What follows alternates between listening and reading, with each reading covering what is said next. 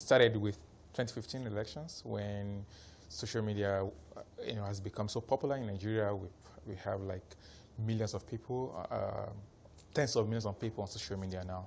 So in 2019, we've seen an increase in how people are using social media to spread fake news. It's very prevalent, and it's coming even from the what we will ordinarily consider credible sources, like people in government, people hiding media teams in campaign, campaign organizations. So when you have people, media coordinator of a campaign or a media aide to the president himself, sharing this fake news, you know how prevalent it is, how pervasive it is, and how it has become a major problem that you can't even trust ordinarily official sources.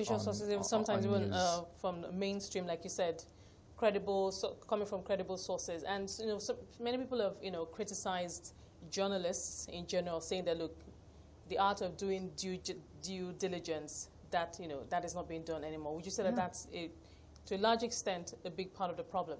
Yeah, it is. I mean, it's the a byproduct of the 24/7 news cycle when journalists are under pressure to keep producing content. Before, you just produce maybe one story a day and you go home, you're able to do a thorough job on that story. But now journalists are, having to produce half a dozen of stories, in a day and all that. So we don't have that kind of process that can, the current gatekeeping process, and many media houses cannot keep up with the digital media age, the way content is produced at a very high rate. So the media itself, they've got to figure out how to evolve a new gatekeeping process that is able to keep up with the volume of content they are generating. Now, the two main political parties have accused each other of using fake news to sway voters. It's been said that some are using it as a campaign strategy. And all you have to just go on Twitter and you see all kinds of pictures.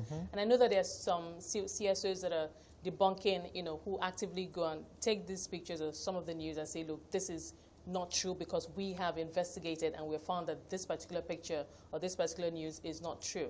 But then I know that there are a lot of people out there who are asking, so how do I tell what's real, and what's not? Yeah, so like Must you I said, fact check every single story I come across on the internet? Yes, it's an emerging issue. We'll continue to understand it better, even the consumer and even the expert.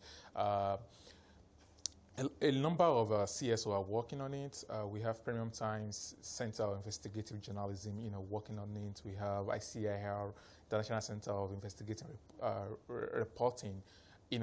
People are trying to do stuff around this, debunk it, and but that's a bit reactionary. The thing is already out there. Then you say people So it's not true. control, right? But there are other campaigns like we are running a Paradigm Initiative to try to train the media consumers themselves on how they can identify this, because the fact checker cannot keep up. That's just the truth. We've tried fact checking; it's impossible to keep up with the volume that is coming out. So we are now looking at empowering media consumers, especially young people who are just coming online, on how to identify fake news, how to use search engines to fact check something on their own, and then the kind of sources they should be looking at.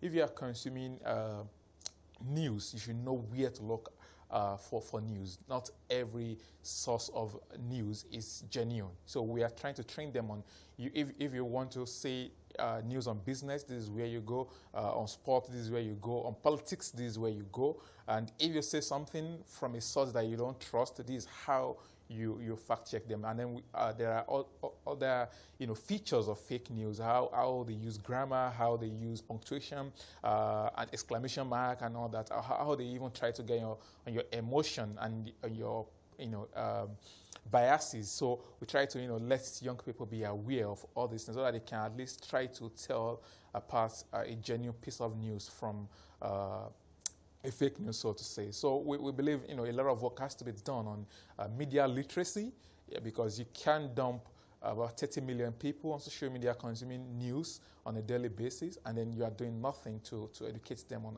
how to consume the news. There's been talk about regulation on the part of the government through VAR policy, but that itself too has been controversial. Yeah. But what can government do at this point? Because it would appear that if the government decides to take a step, it could be a rather harsh one by way of policy. Oh, so personally, I would think government should stop producing fake news itself. You show leadership. If people in your government, your employees, your appointees, they are generating fake news, they are pushing it out, or they are retweeting fake news, then there's a bigger problem. You are not leading by example. So you yourself, you have to lead by example. Stop pushing propaganda out there. By the time people can no longer even trust their own government, they cannot trust government-owned media houses, then we are in a very big problem. The second thing is to invest in education. There are people, not everybody believes fake news, at the same rate. So education has a role to play. And when you look at the state of education in Nigeria, is not in an encouraging state currently. So they have to invest in education, media literacy, and they should first do all these things before they now start talking about banning these or restricting that and all that. So, because it's a slippery slope, and we've seen, with the Cyber Crimes Act that was made for something, a real problem, but the act is not currently being used to tackle that real problem, which is cybercrime, but it's being used to tackle, free speech and the freedom of press. You have journalists being prosecuted for cyber stalking, and the journalist cannot cyber stalk a government official. It's just impossible. You are reporting on the government officials. That's not cyber stalking. But that law was made to protect, people from actual cyber stalking online, cyber bullying. But it's being used, in another way. So we are saying that instead of legislation and all that, there are currently laws around incitement. So if the fake news is about incitement, if somebody is inciting of violence, then you can actually prosecute that person for that. If it's just about fake content, then do more on education, on media education, and media literacy of the people.